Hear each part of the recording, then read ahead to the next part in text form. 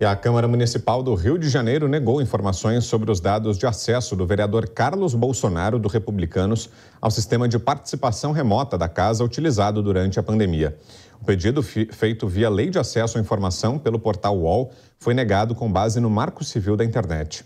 Desde o início da pandemia, o vereador tem participado das sessões de maneira remota, sem abrir a câmera, o que levanta a suspeita se seria o próprio parlamentar participando das sessões ou então um de seus assessores. As sessões da Câmara também coincidem com ocasiões em que Carlos era visto ao lado do pai, o presidente Jair Bolsonaro, no Palácio do Planalto, em Brasília. Em uma das sessões, Carlos foi visto ao lado do pai, no gabinete do Palácio do Planalto, enquanto André Mendonça era nomeado ministro do Supremo Tribunal Federal. Naquele momento, a Câmara Municipal estava em sessão e Carlos supostamente estava presente aos debates.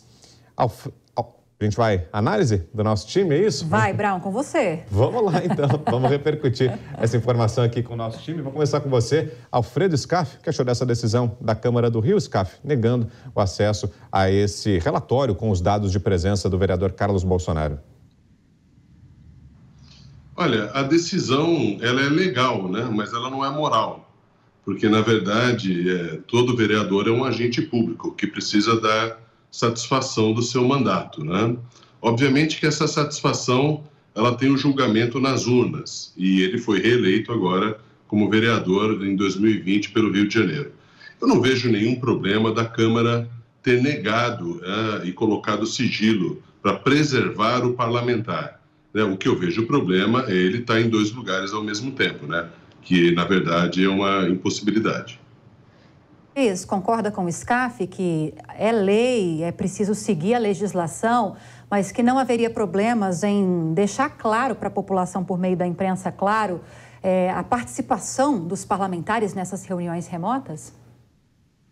Eu não conheço a legislação a respeito disso, mas eu não gosto da ideia de colocar em sigilo questões envolvendo agentes políticos e agentes públicos, né, pagos com o nosso dinheiro. O contribuinte deveria ter direito a essa transparência. Estou falando em tese aqui, claro que se houver alguma legislação que garante esse sigilo, não há como se opor à legislação. Precisa derrubar a legislação primeiro para depois querer algo diferente. Agora, eu não entendi muito bem, porque se era durante a pandemia e a sessão era remota, não vejo problema dele não estar no Rio de Janeiro enquanto participa das sessões. Aconteceu isso com diversos parlamentares. O problema é se ele estiver com a câmera desligada ali para supostamente fingir que está presente e estar completamente ausente.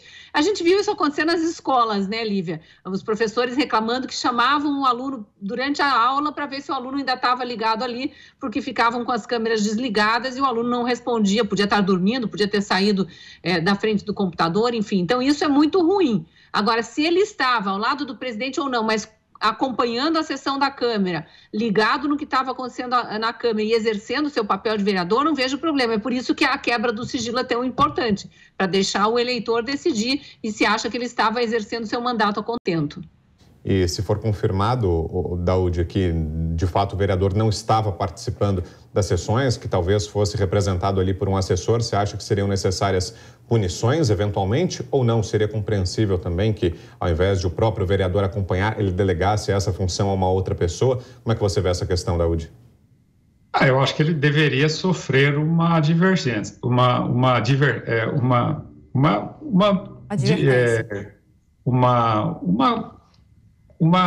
é que eu diria, uma conduta, né, que não foi correta.